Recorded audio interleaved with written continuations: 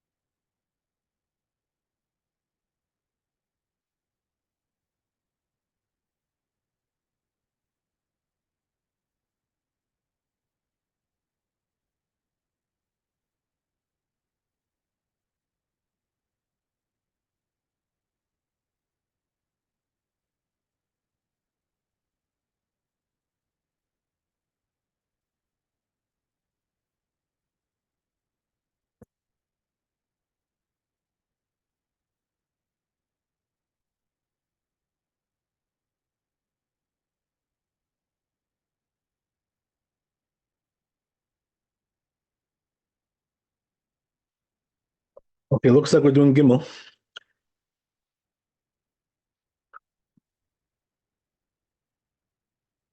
So it says here, the Torah, כתב הכל בו, שביתת בהמה ומחמר, יש אומרים שאחר שנקרא מלאכה, הרי זה ביום טוב בכלל לא תעשה כל מלאכה.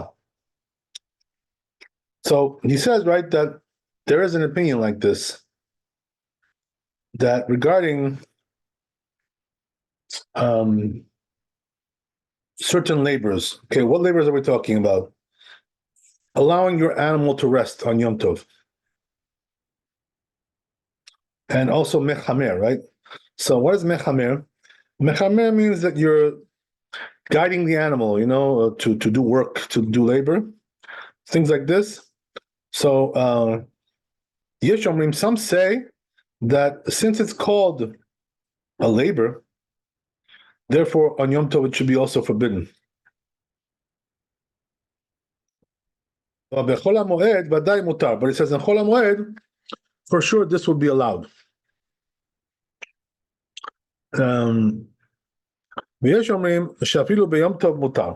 Some say even on Yom Tov it's allowed. Because it's only forbidden on Shabbat. Why is that? Because the verse implies that it's only prohibited on Shabbat, but not on Yom Tov. So what do we see here, right? Two different opinions regarding this. So it says, I don't know the reason of the one who allows this.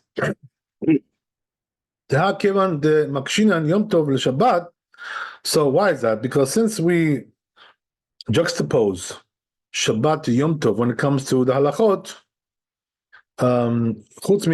except for several things as we mentioned, that were explained in the Talmud. So he says, letting the animal to rest is not one of those that are mentioned in Talmud. So therefore, right, so how can we say that it's allowed, right? In other words, you don't have any source for this, So what gives you the right to say it's allowed? B'Yom Tov.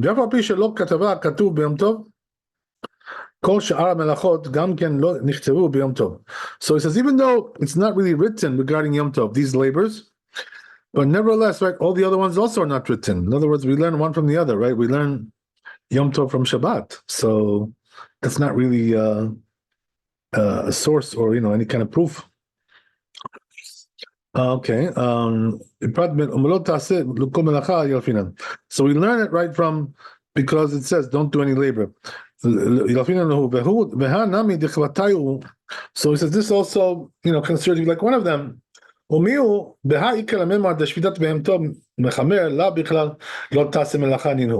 says there is another way to say, right, that maybe perhaps it's true that these labors are not included in the forbidden labors of Yom Tov. How is that? Because it's not really included in the 40, right, forbidden labors of Shabbat. It's also not one of the subcategories either.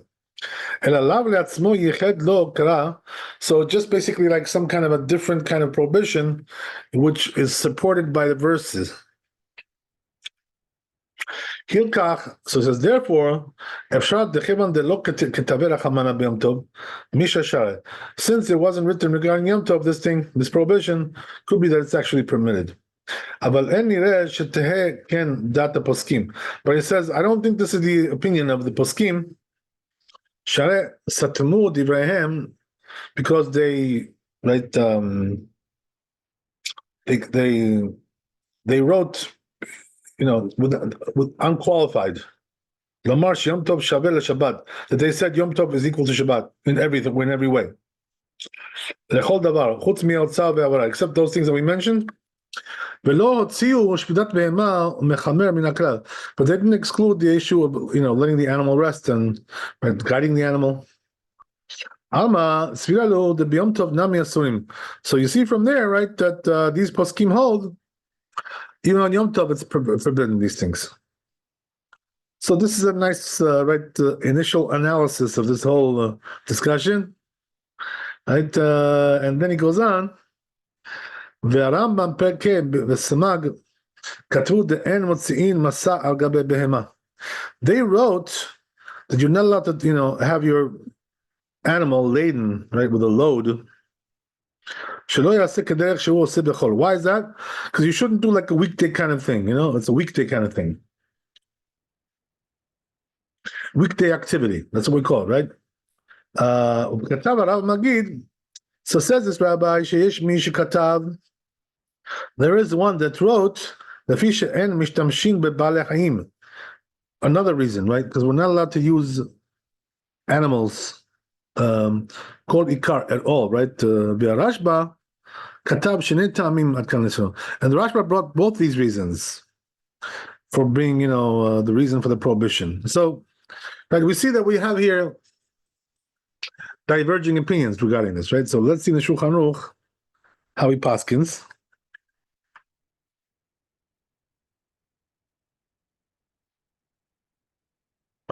So very simple, right? The Shulchan Aruch says, "En motziin masal behema b'yom tov." We don't load up the animal, right, to carry stuff on Yom Tov. So you see from there that we paskin that it's forbidden. So there you go, right? So therefore, the rule is you're not allowed to make the animal work on Yom Tov, just like Shabbat, same thing. Okay, very good. That's about it, right? So let's go on. If you have any questions, let me know.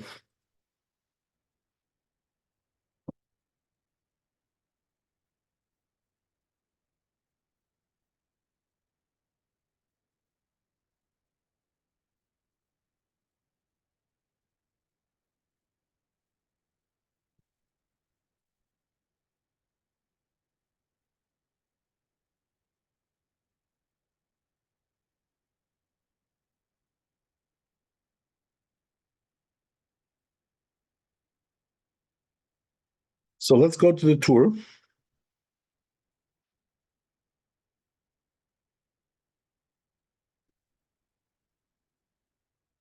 So says the tour like this: there are things, right, on Yom Tov that the rabbis were stringent. Yoter Shabbat, more than Shabbat. Can you imagine? It's even more strict than Shabbat. What's an example of that? Kagon Beisur Muktzeh, right? When it comes to Muktzeh, So, just to give you an idea of what's going on here, the prohibition of muktzah is a rabbinic prohibition which applies to Shabbat. What does it mean, muktzah? It means that you're not allowed to carry things on Shabbat that you don't need them, you don't use them on Shabbat. Even indoors, right? You cannot carry them, you cannot move them, you cannot pick them up. That's called muktzah.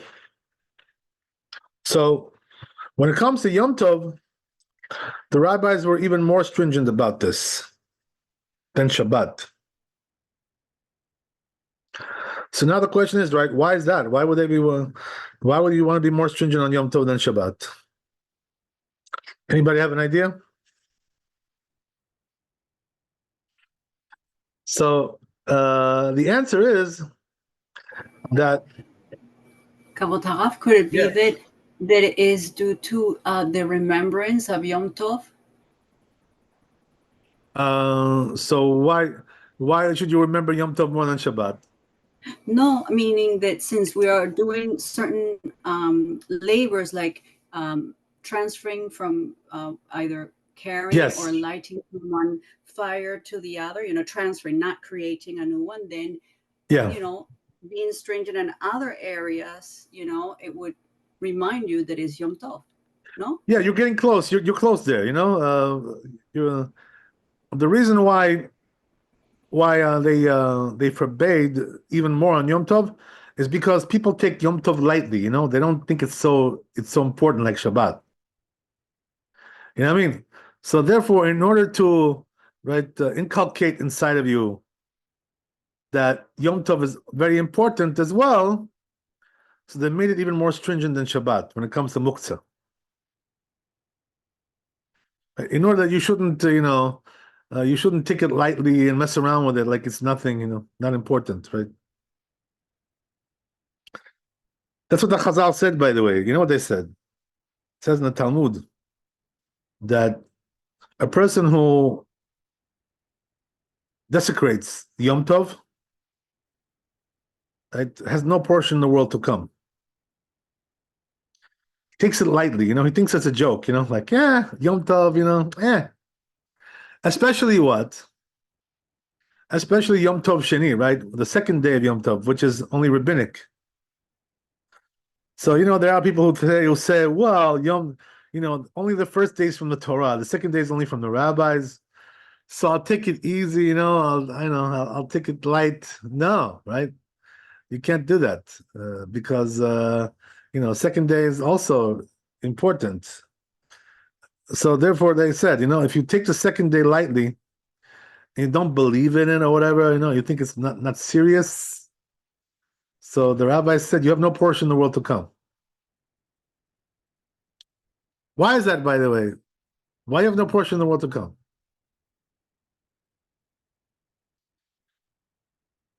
What's the reason for that? Anybody have an idea on that one? So the answer is like this, that a person who takes these things lightly, what it really shows, right? It really shows, it displays that he doesn't believe in the words of the rabbis. He doesn't believe in that. So he thinks, the rabbis, what they say is not serious, it's not, you can be lenient about it, whatever, right? And that shows that he's got a problem with his faith, emunah. He doesn't have faith, proper faith. He says, right, there are all kinds of excuses you can make, right? What's the excuse?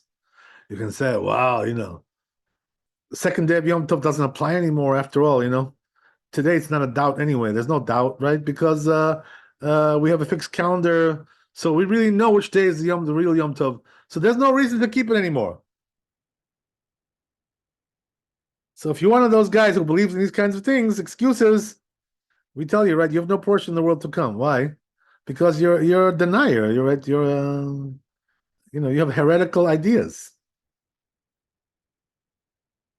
That's the whole thing.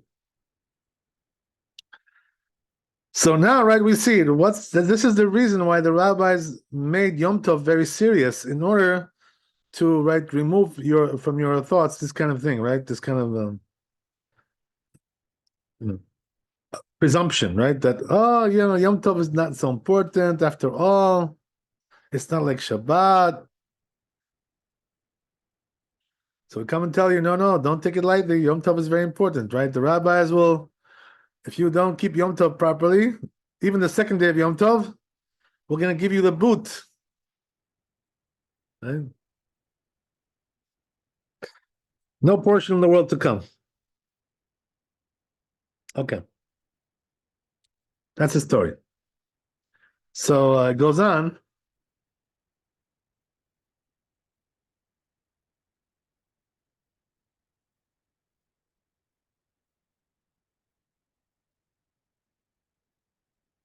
That's exactly what he says here, right? This language here. According to the Rif, he says, so it says, even though we hold like Rabbi Shimon when it comes to on Shabbat, right? Rabbi Shimon is lenient when it comes to muktzah on Shabbat. Yom Tov pasak ke Rabbi Yehuda. But when Yom Tov, we go like Rabbi Yehuda, right? Who's more stringent on muktzah. Because Yom Tov is like, considered to be like lighter, so therefore they were stringent in order to impress upon you the importance of it. They should not come to disgrace it, right? Whatever. That's what it says in Shirtot. Rambam also says this.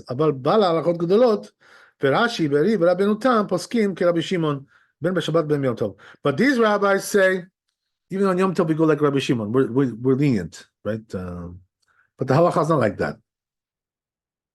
So therefore, right, you got to be careful with that. As we're going to see in the Shulchan Aruch.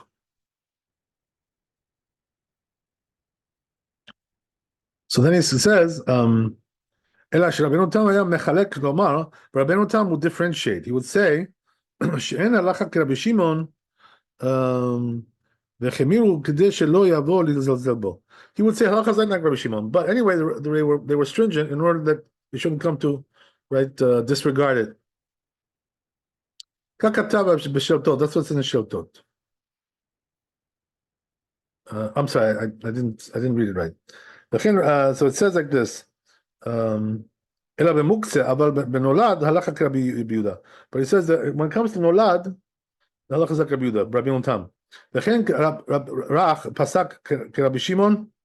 Also the Rach paskins like Rabbi Shimon. B'Yom Tov, even on Yom Tov. Ela b'muktzeh mechamat isur v'nolad pasak Rabbi Yehuda. When it comes to these categories, he paskins like Rabbi Yehuda b'Yom Tov. So anyway, right? The rule is that we're stringent about this. So what does that mean? That we're going to paskin like Rabbi Yehuda on Yom Tov? What does that mean? We're going to be stringent when it comes to muktzah. What is the stringency? The stringency is that, according to Rabbi Yehuda, it's a more inclusive kind of prohibition, which includes more things, more items than Rabbi Shimon. It's a whole discussion, right? We're not going to discuss it in one shot because it has many facets to it. But that's a general rule. Okay, so let's see the Shulchan Aruch, and we're done with this chapter. We have to see the Bet Yosef also. Let's see Bet Yosef.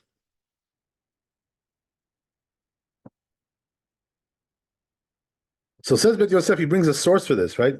Beresh Masechet Yom Tov, right? It's over there in the Masechet Yom Tov, which is Betzah, right? Bet Amud Aleph.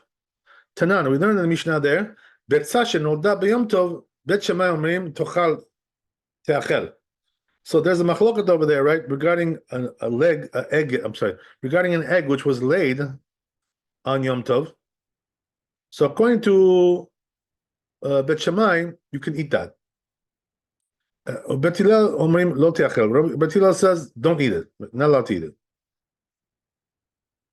Right? Be'okma Rav Nachman b'tarnegolet ha'omedet legadel betzim. So Rav Nachman says we're talking about a chicken which is designated for laying eggs, right? In other words, it's not going to slaughter to have to eat it as meat. Rather, it's for the eggs. But da'it le muktzeh, itle nolad. So the one who holds that, more stringently about muktzah, he also holds more stringently about nolad. So what does the word nolad mean? Something new, right? Which is born, right? And that's what the egg is, right? It's something which new, which came from a chicken. It was laid on Yom Tov. Something new in the world. That's called nolad. Okay, so he says, right, the letle mukse, letle nolad. So if he doesn't hold by mukse, he doesn't hold by nolad.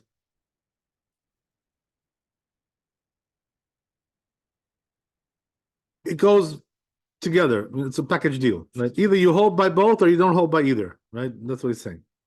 Bet Shammai Rabbi Shimon or Bet Hillel Rabbi Yehuda. So Bet Shammai paskins like Rabbi Shimon and Bet Hillel paskins like Rabbi Yehuda. Ve'akshinan umi amar Rav Nachman achi. So the Gemara asked over their question, right? Did really Rav Nachman say this? V'hat Tanan, but didn't we learn in the Mishnah? Bet Shammai Omrim, but the Bet Shammai says Magbi'in me'al hashulchan klipin ve'atzamot, that we can raise up above the table, right? The shells, right, and bones. We're allowed to remove it from the table, even though they're muktzah. What shells are we talking about, right? Like shells of nuts, let's say, or egg shells, right? Or bones. So Bet Hillel is more stringent, right? As we said. So what does he say to do? He says, just remove the whole board, together with the muktzah. And shake it off, right? You can't, in other words, you can't move the muktzah directly. You have to do it indirectly by way of moving the board, according to Bet Hillel. So Rav Nachman says we paskin here like Bet Shammai. Can you imagine? Right? The halacha is like Bet Shammai in this case. Rabbi Yehuda, like Rabbi Yehuda, or Bet Hillel Rabbi Shimon. Bet Hillel goes like Rabbi Shimon. כלומר, אין לנו כשיטת משנה זו לפי שמוחלפת שיטתה. So what it means, right, according to this explanation, is that we don't pass like this Mishnah. That's what he says. That's what he's saying. אלא כך שמעתי מרבותינו, בית שמאי כרב יהודה, ומחמירים, ובית הלל כרבי שמעון, ומשנה, אמר לך רב נחמן, גם בשבת סתם נתן לה כרבי שמעון, מוקי לבית הלל כרבי שמעון, אבל גם ביום טוב דסתם נתן לה כרבי יהודה, מוקי לבית הלל כרבי יהודה, ופסק כן עריף בסוף מסכת ביצה. So, in other words, what we're saying over here is like this, right, that according to this opinion, you have to switch these opinions in the Mishnah. You have to switch it. So meaning what? Make Bet Hillel into Bet Shammai and Bet Shammai into Bet Hillel. This comes out better. Okay.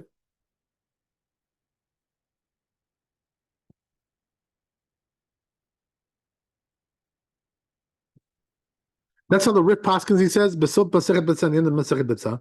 The B'Shabbat Naktinan Rabbi Shimon. So what does that mean? As we said, right, when it comes to Shabbat, we go like Rabbi Shimon, who was lenient. But Yom Tov Naktinan Rabbi Yehuda. But on Yom Tov, we go like Rabbi Yehuda, who was stringent. When it comes to Muktzeh, right? As we said. We brought also more sources for this. V'harosh katav sham sherashi v'Rabbeinu Tam beri cholkin. So the Rosh says, right, all these rabbis are arguing with the Rif. So what does that mean? They're going lenient, like Rabbi Shimon. They also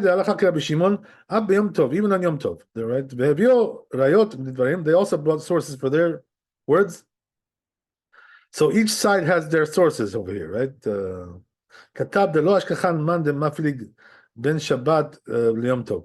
he says, we don't find one who differentiates between Shabbat and Yom Tov, אלא לרב נחמן ולרב נחמן, נדחק לחלק להעמיד עוקים תדידי, אבל לשאר אמוראי אין צריך לחלק.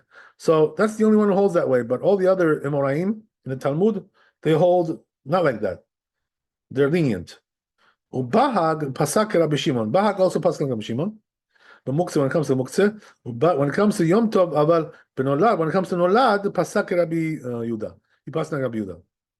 Midrash Rabbah. He brings a source from Midrash Rabbah, right, in Bet Salam and Gimel Amud Aleph. Isha lo tikanes lebet ha'etzim Gitol od ud, right? It says over there the certain thing there, the source. The Enara Rayal, right? So he says that's not really a source though, not really a good source. The Rabba Tameh, because Rabba goes according to his reasoning. The Afilu Bashar Muktzeh the Lav Nolad Svirale. Because even when it comes to other Muktzeh, which is not Nolad, he holds like Rabbi Yehuda. Rabbi Yehuda. But Anan the Kaimalan Rabbi Shimon, but it says we that hold like Rabbi Shimon. The Muktzeh, when it comes to Muktzeh, who adin ben Nolad. Same thing also applies to Nolad. Umiu Rabbeinu Tam, but however Rabbeinu Tam Diek mi Shemuel, he learns from Shmuel the Bashil Shabbat in the end of Masechet Shabbat. That what? Savar Rabbi Shimon, he holds like Rabbi Shimon. Nevertheless, he says Kamar Besop Perek Notel. He holds in this parak, right? Kuf Mem Gimel Amud Aleph. The Lo Hava Metaltel Garine Tamare. He would not carry, right? The seeds of the dates, right? Date pits, the pits of the dates, right? Ela Agav Rifta. They would only do it on top of a piece of bread, indirectly, in other words. Ve'en Raya Mishmuel. So he says that's not really a source from Shmuel, a proof. The Machamir al Atzmo Haya, because he was just being stringent on himself, but not that he was saying that that's halacha. Ve'od dikdik Rabbeinu Tam. Also, Rabbeinu Tam, right, also learns out the Nolad Asur, that Nolad is forbidden. Mistama the Talmuda, from the Talmud, Perek Notel, this Perek, the Asar letaltul legarine de Tamre, that he forbids there to carry the pits of the dates. Parsiata, the Persian ones, Persian dates.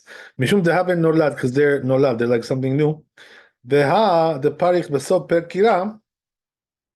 That what it objects in this perek, Mem He Amud Bet. Amilta de Rabbi Yochanan, regarding the opinion of Rabbi Yochanan, Midrav Nachman, from Rav Nachman, the man de letle mukse letle nolad. That the one who doesn't hold is not stringent regarding muksa, he's also not stringent when it comes to nolad. Lo kaimalan hachi, says we don't hold like that. V'hava matze de shanuye, he could have answered the lo kaimalan hachi, that we don't hold this way. But lo chashash, he wasn't concerned about that. Rabbeinu Chananel katav. Rabbeinu Chananel says, hacha here mehad shaminan. We learn from here. Dekol midi de ichze le leinish date ilave. That whatever is fitting for a person to use, he keeps his mind on it. Beha de Amar Rab Nachman, and that which Rab Nachman said, is the chelba, right? The goat for its milk, Rachel gizata, and the sheep for its wool, Betanagola de betzata, and the chicken for its eggs, Vetore de ridia, right? And also bulls and tamre, right? Which is dates. The iska banu le machloket Rabbi Yehuda Rabbi Shimon. So regarding all these things, there's machloket between Rabbi Yehuda and Rabbi Shimon. Ha behedya kaimalan Rabbi Shimon. So it says, you see from there we go like Rabbi Shimon. V'afal gav de beyom tov kaimalan Rabbi Yehuda. Even though Yom Tov we hold like Rabbi Yehuda. Hanamile kegon nolad muktzeh. That's only regarding nolad and muktzeh. Mechamat isur. Things will come from prohibition. Things like this. But it says those things or the other things are permitted. B'yom tov and Yom Tov. V'chen katav balai tur. That's what it says in balai tur. Ad kan shano. That's the end of the Rosh, right? Okay, so the Rosh here brings a long essay over here about this whole thing. V'afa pi shebahag gam ken sover. The benolad halacha kirabi. And even though the bahag holds that when it comes to nolad halacha kirabi Yuda, halacha like Rabbi Yehuda. Because his proof was pushed out. Lo katav Rabbeinu ken b'shmo, but Rabbeinu didn't write in his name like this. B'chiluk svarot elu katav Amorechi beberesh petza. So he says that these diverging opinions were written in the Morechi, beginning of Betza. V'gam samag, also the samag, ela she'amorechi katav she'asher tot sovrim d'alacha Rabbi Shimon. He says, right, the Morechi that Shelton holds halacha like Rabbi Shimon. When it comes to muktzeh, ben b'yom tov, ben b'shabbat. Where there's yom tov and Shabbat. Rabbeinu katav, but Rabbeinu, the Torah says, shehen sovrim halacha Rabbi Yehuda. That they hold like halacha like Rabbi Yehuda, b'yom tov and yom tov. Okay.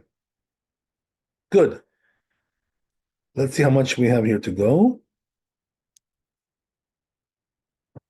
Yeah, we're almost done. So I guess if you have a little time, we can finish it if you want. Okay, so let's see.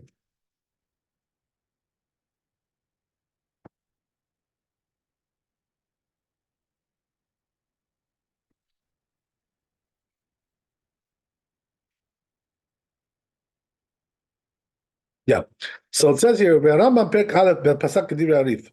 The Rambam paskins like the Rif, right? As we said, the Rif was stringent. Katav Rav Magid, says Rav Magid. Yesh min ha-geonim cholkim. There are some geonim that are arguing with this. V'yomrim she'en miktzeh b'yom tov yoter mi-b'shabbat. They hold that Shabbat and Yom Tov is the same when it comes to muktzeh. Ulzeh katav b'asagot, right? So regarding this, right, it says in the Hasagot, Ravad, right? Omer Avraham, lo hakol shavin ukvar yichriya bal ha'maor be'Ramban be'Rashba, הדברי מתחיל בנפלגי,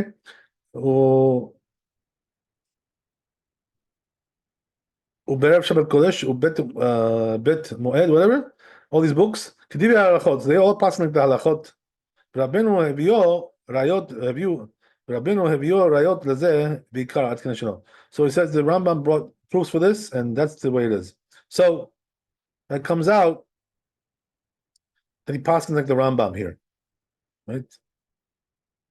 So meaning what? That we're stringent on Yom Tov, more than we are on Shabbat, regarding Muktzah, right? And also regarding Nolad as well. Okay. So then he goes on, Katav around, says the Ran, Besof Betzah, in the end of Betzah, Sharaza Sober, Dechis Tatam Ran, Tana B'Yom Tov, Rabbi Yehuda, Anemile de Mitzar B'Shabbat, Kagon Bikua Etzim Min HaKorot.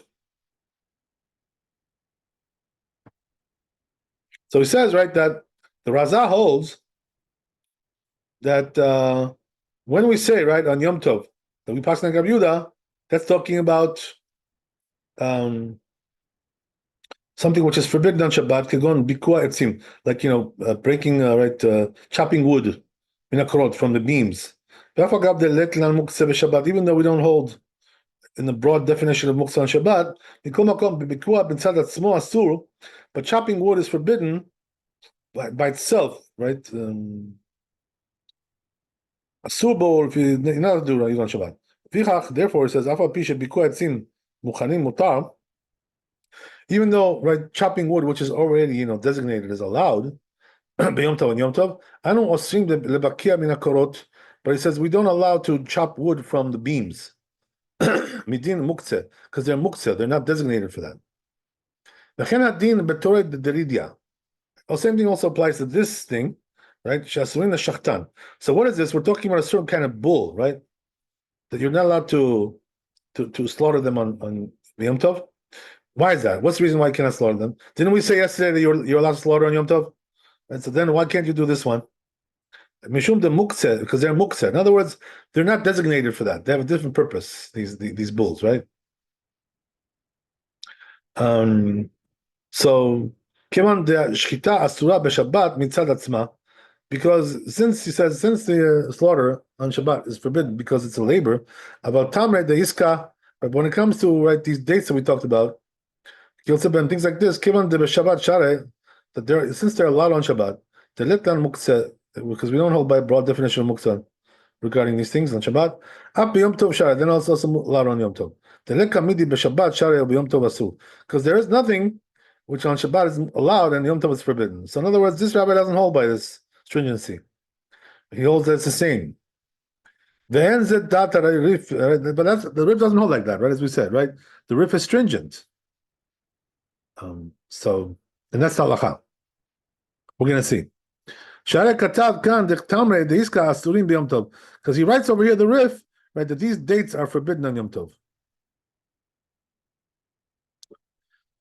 Kushyato shel Bala Maor, right? So it says regarding the question of the Bala Maor, Yesh Lomar, there is say, right, regarding that.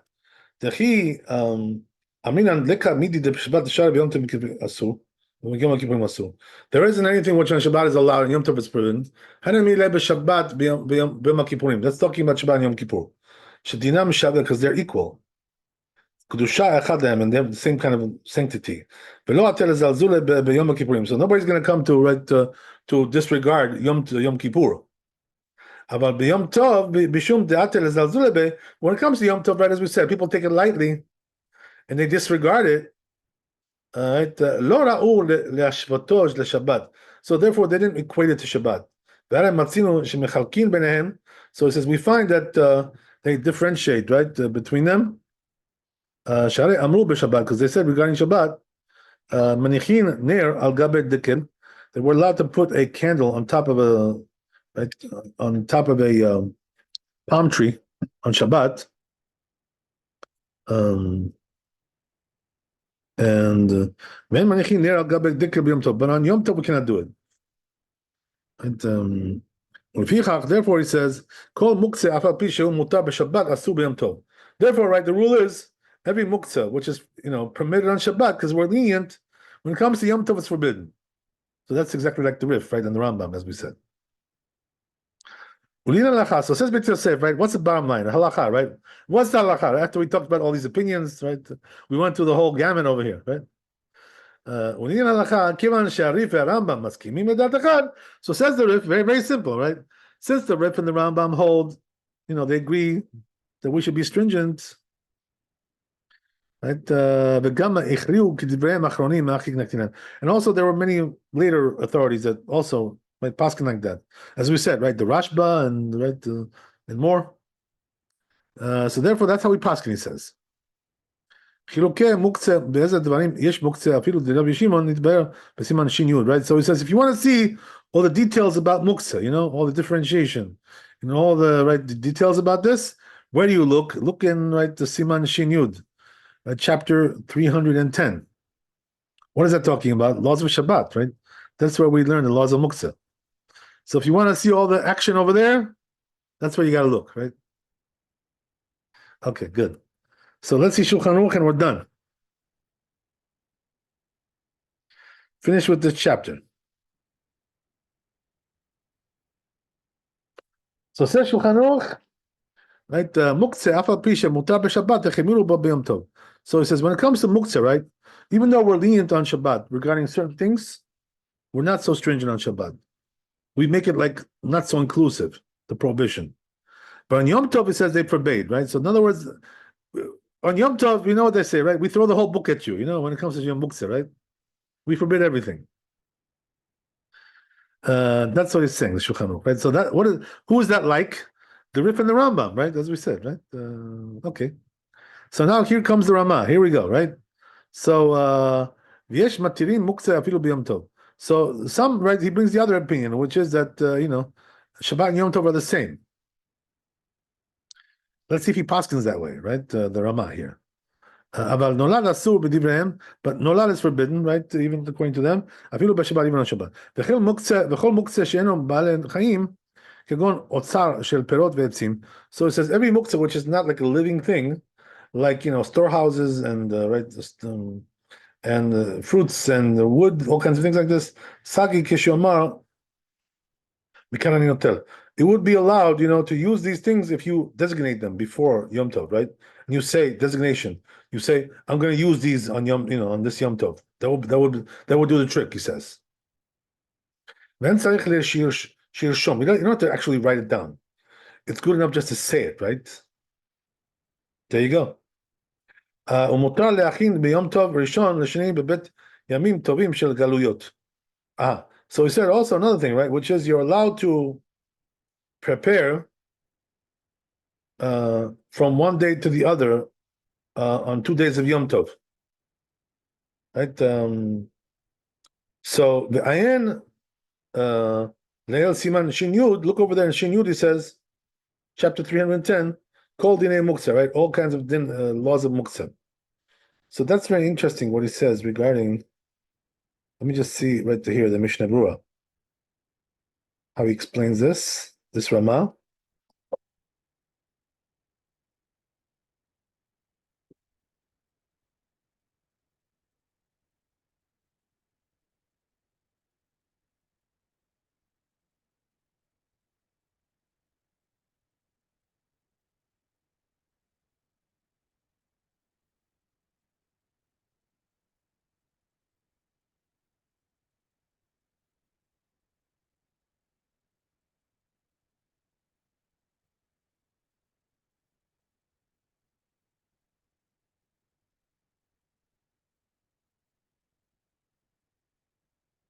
Right, so the Mishnah Berurah says something interesting here.